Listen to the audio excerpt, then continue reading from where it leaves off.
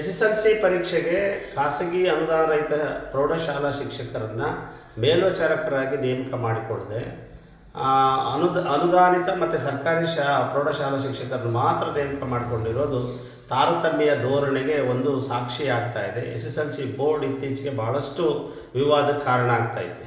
5, 8 ಮತ್ತು 9ನೇ ಪರೀಕ್ಷೆಯಲ್ಲೂ ಹೀಗೆ ಮಾಡಿದರು. SSLCಯ 3 ಬಾರಿ ಪರೀಕ್ಷೆ ಅಂತಾರೆ, ಆಮೇಲೆ PUC 3 ಬಾರಿ ಪರೀಕ್ಷೆ ಅಂತಾರೆ. ಇದು ಯಾಕೆ ಪರೀಕ್ಷೆಗಳ ಹಿಂದೆ ಬಿದ್ದಿದ್ದಾರೆ ಅನ್ನೋದು ರೂಪ್ಸ ಕರ್ನಾಟಕದ ಮೂಲ ಪ್ರಶ್ನೆ. ಅದರ ಜೊತೆಗೆ ಖಾಸಗಿ ಅನುದಾನ ರಹಿತ ಶಾಲಾ ಶಿಕ್ಷಕರನ್ನು ಕಡೆಗಣಿಸ್ತಾ ಇರೋದು ಅಥವಾ ಅನುಮಾನ ದೃಷ್ಟಿಯಲ್ಲಿ ನೋಡ್ತಾ ಇರೋದು ಇದು ನಮ್ಮನ್ನು ಮಾನಸಿಕವಾಗಿ ಭಾಳಷ್ಟು ಕುಗ್ಗಿಸ್ತಾ ಇದೆ.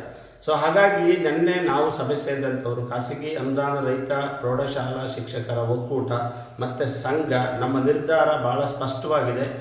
ನಮ್ಮನ್ನು ಮೇಲ್ವಿಚಾರಕರಾಗಿ ನೇಮಕ ಮಾಡದೆ ನಮ್ಮ ಬಗ್ಗೆ ಅನುಮಾನವನ್ನು ಸೃಷ್ಟಿ ಮಾಡಿರುವಂಥದ್ದು, ನಮ್ಮನ್ನು ಕಡೆಗಣಿಸಿರುವಂಥದ್ದು, ಅದೇ ರೀತಿ ನಮಗೆ ಭಾಳಷ್ಟು ನೋವನ್ನುಂಟು ಮಾಡಿದ್ದೆ. ಹಾಗಾಗಿ ವ್ಯಾಲ್ಯುವೇಷನ್ಗೂ ಸಹಿತ ನಮ್ಮನ್ನು ನೀವು ತಗೋಬೇಡಿ, ವ್ಯಾಲ್ಯುವೇಷನ್ಗೂ ಸಹಿತ ನಾವು ಬರೋದಿಲ್ಲ ಅನ್ನೋ ನಿರ್ಧಾರವನ್ನು ನಾವು ನಿನ್ನೆ ತಗೊಂಡಿದ್ದೀವಿ. ಸೊ ಆ ನಿಟ್ಟಿನಲ್ಲಿ ರೂಪ್ಸ ಕರ್ನಾಟಕ ಏನು ಶಿಕ್ಷಕರ ಸಂಘವನ್ನು ರೂಪ್ಸ ಕರ್ನಾಟಕ ಹೊಂದಿದ್ದೆ, ಖಾಸಗಿ ಅನುದಾನ ರಹಿತ ಶಾಲೆಗಳ ಒಕ್ಕೂಟವನ್ನು ಕೂಡ ನಾವು ಹೊಂದಿದ್ದೀವಿ.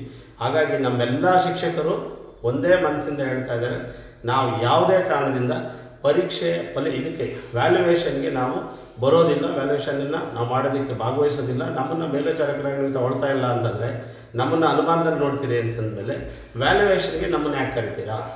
ಸೊ ನೀವೇ ವ್ಯಾಲ್ಯುವೇಷನನ್ನು ಮಾಡ್ಕೊಳ್ಳಿ. ಸೊ ನಾವು ಅದನ್ನು ಬಹಿಷ್ಕಾರ ಆಗ್ತಾಯಿದ್ದೀವಿ ಅಂಥೇಳಿ ತಿಳಿಸೋದಕ್ಕೆ ಇಚ್ಛಿಸ್ತೀವಿ.